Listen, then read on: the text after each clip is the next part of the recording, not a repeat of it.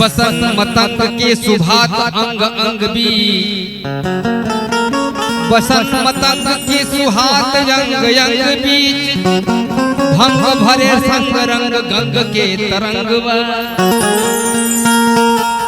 बसन मतंग के सुभात अंग अंग बीच भंग भरे रंग संग गंग के तरंगवा।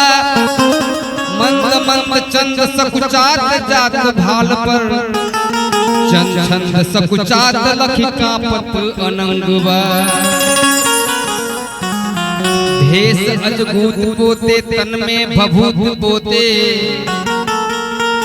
भूत अवधूत के मचल हुड़दंगवा।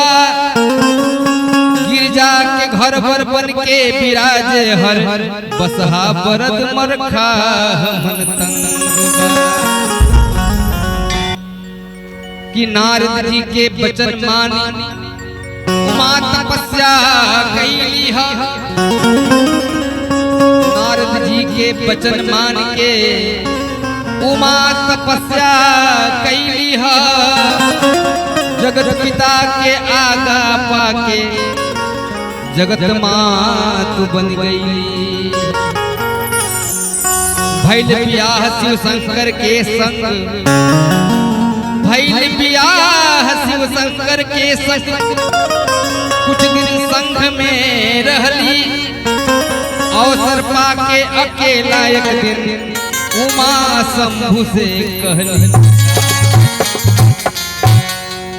फखड़े सन घूमे हर मन में विचारो न कैला। कि भंगिया खा के